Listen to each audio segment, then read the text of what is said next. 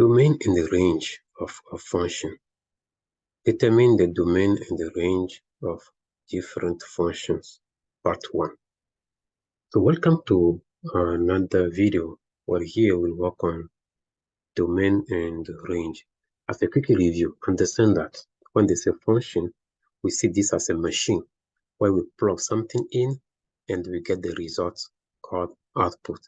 What we plug in is the input, but the input or the list of the input represent what? Represent here the domain. So input domain, okay. Output range. So when we plug -2 in the machine, we're gonna have y equals 3x, and this change to 3 multiplied by -2 because x is the input. 3 multiplied by -2 is -6. Okay. So the -6 represent the output of the range. So let's see in practice how that works. So question 1, determine the domain and the range of the following relations. So we have relation 1, relation 2. Okay, understand that the domain here is the list of x or input. Therefore, we will have domain as 0, 5, 10, 15, 20. The range will be the y value. Okay, so you have a 3, 6, 9, 12, 15. Relation 2. So 17x values, you have a 1, 2, 3, 4, and 5. Now, the range here is tricky. Okay, we're going to have a -5. We will not repeat -5, so we have a 5. We will not repeat a 5, and we have a 15. So we don't repeat the values. Okay, we have it once. So even if they repeat it in the table or in the relation, okay, to write the domain or the range, we will not repeat the values. Let's see another question. So question 2. So here we have the relations as many points. So point we have x value and the y value. So in the first point, 80 represents the x value and -3 the y value. Therefore, to find the domain here, we're going to list all the x values. So we have 8, 2, 9, and -1. Now, for the range, which is here, output, you'll see that we have the same value, -3, -3, but we'll write -3 once. So not more than one time. Let's see another question.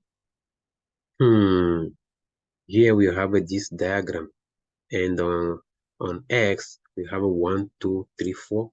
On y we have a 5, 3, 2. So again, the list of the x values represent the domain. So we have a 1. Okay. 1. We have a 2, 3, 4. And the range we have a 5, 3, 2. Okay, let's see another one.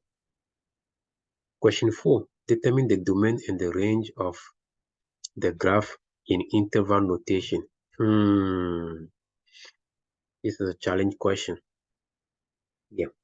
So the domain here will be, again, all the input, all the x values. But they say here interval notation. We cannot list all of them because this is a line segment, right? So what we'll do is that to see the ends of this line segment. Okay, from left to right. Here we have this point. So we'll find what is the x value. X value related to this point. The x value is -2. So we're gonna open square bracket. We put -2, comma. We go to the end, the other end. Okay, and for the other end, yes, we have a here 8. So the point, this point here, the x value related to that point So let this circle so we can see clearly, or highlight we can see clearly. So yes, here, so the x value related to that point is positive 8. So we're gonna have 8, and then we close the square bracket. So close means the endpoint are included. Yeah, if it's not included, we're gonna have open circle. We'll see this in another question. So the range will be the y values. So the range is like the height of the graph. So for that, we'll see what is the y value related to this lowest point, and what is the y value related to the highest point.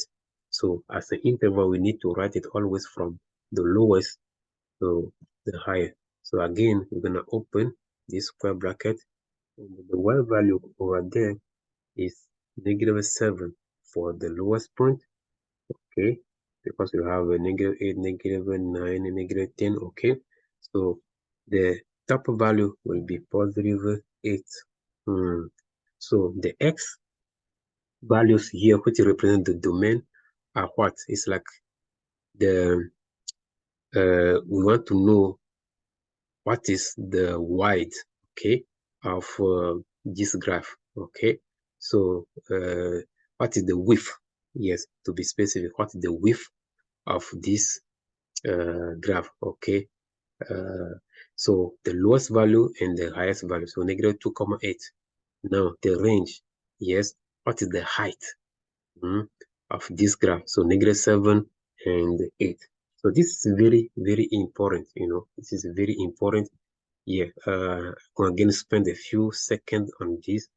So the domain, okay, we want to know, yes, so what value is related to x value related to this point, and the x value related to this point. So we have here -2, we have here 8.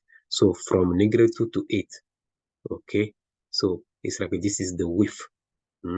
This is the width, the length, okay, of this graph. Now, when we are finding the range, which is gonna be the y value, okay, so here we have the height, the height, yes, of the graph. So the first y value here related to the lowest point, and the y value related to the highest point. And like we said, we have here -7, and we have here 8. Okay, so let's continue. We'll see, different question which will help us to again better understand the concept. So the next question, question 5. This time it's not a line segment, but it's just a line. That means what? No ends. Okay, this is a line with no ends. So the domain here will be what? All real numbers. All real numbers interval notation, we say -infinity, comma, infinity. Sorry. We never close on infinity, so we have this -infinity, comma, infinity. We also call this all real numbers. All real numbers. Okay. All real numbers. Okay. I can write it properly. All real numbers. All real numbers. Okay, but interval notation is what we have here. So -infinity, comma, infinity. Again, we use a parenthesis for infinity. We don't close on infinity like a square bracket. Now the range, again, the range will be all real numbers. So you have a -infinity, comma, infinity. Understand that every time you have a graph, which is a line, not a line segment, but a line. Okay, oblique line, know that the domain and the range are all real numbers, which is what? -infinity to infinity. Now, let's see question 6. Determine the domain and the range of the function below. Okay. Again, understand that domain is all x values, so input. But here we have what? They say when x is less than 0. So understand that x is less than 0 means we have this part. So x line is this one, but x is less than or equal to 0 is just this part.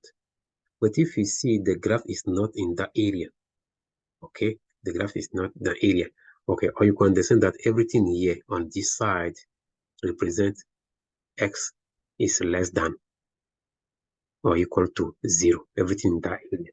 But the graph is not on that area, so A cannot be the correct answer. Now, not A, but 1 cannot be the correct answer. Now, 2, they say x is greater than or equal to 0. Okay, greater than or equal to 0 means we are on this area. And yes, we see that the graph is also on this area. Therefore, the correct choice here will be 2. But let's see 3. It said y is less than or equal to 0. Even 4 say y is greater than or equal to 0. So when they say domain, we don't use the y. We use x for domain, and we use range. We use y for range. Therefore, before we start, we can say 3 and the 4 are out because they don't use x, they use y. Okay, they use y, so they cannot be the correct answer. Now the range. If x represents the domain, the range will be what? Okay, the y values. Okay, so if we take it one by one, we will see that 1 and the 2 also out. Why they are out? Because they use x instead of y. When they say range, we are using y. Now, let's see this. Choice number 3 said y is less than or equal to 0. When they say less than or equal to 0, that means what? You are here. So everything in this yellow area is the y less than or equal to 0. Yeah. So above everything on the blue will be y is greater than or equal to 0. So again, yellow represents y is less than or equal to 0. Blue represents y is greater than or equal to 0. So we see that the graph is on the yellow part. Therefore, it has to be here y is less than or equal to 0, which is choice number 3. So 4 out. Okay, that's the thing here.